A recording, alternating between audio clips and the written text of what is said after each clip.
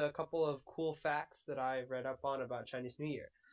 Okay, so first of all, usually people for Chinese New Year say 新年快乐 or 春节快乐. 新年快乐 is like, I mean, in America, it's what like people are often taught to say, but really it's not what people in China say, and 春节快乐 is usually what more educated people try to say. So I'll just be referring to New Year as 春节快乐, 春节 from now on.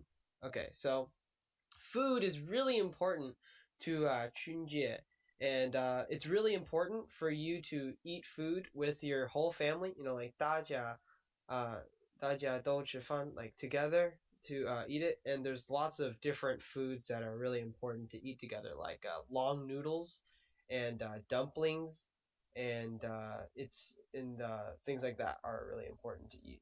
And so another cool thing about Xunjie is people are inclined to clean a lot.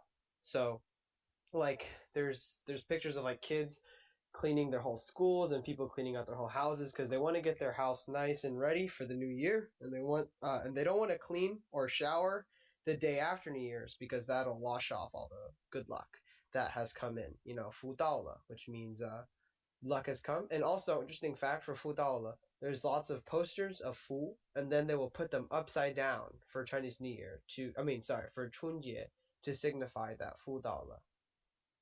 Also, it's really important to give gifts on Chinese New Year.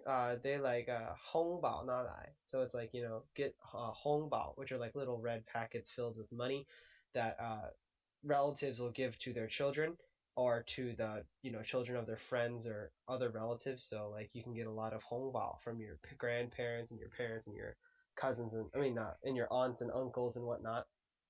And usually people try to avoid numbers ending in 4, and because it sounds like death, and they try to get numbers ending in 7. Also, it is important to have dragons. I mean, not dragons, but like lots of noise, like firecrackers and stuff like that, because firecrackers and such are supposed to like keep away demons and stuff like that.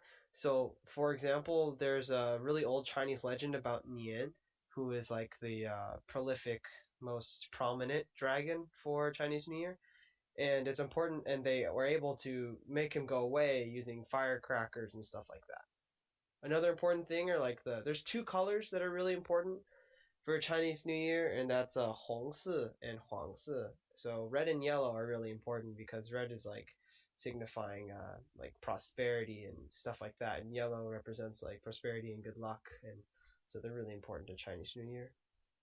And on the last day, they like to have a Dong Liao, which is a Chinese festival for lanterns. It's a big lantern festival, and like people make lots of red and yellow lanterns and release them.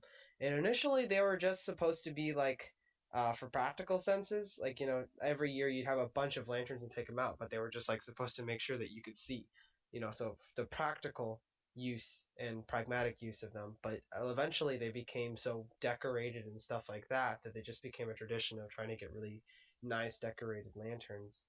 Um, on the second day of Chunjie, 中国人, so Chinese people, like to pray to their ancestors and any of the gods that they believe in. Also, this day is supposed to be the birthday of the dog, so like 狗的生日. So usually on this day, it's good to celebrate the birthday of your dog.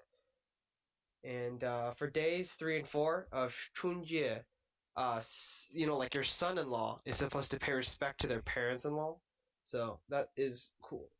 And on the 5th day, the Chinese year is called the Po Wu, or the Po Wu. And on that day, people stay home to welcome the gods of wealth. It is believed, and it is that day that visiting friends and family will bring bad luck on that day. And you're supposed to celebrate, wealth and whatnot. So yeah, that's all I can really fit in for this time frame. So see you next time.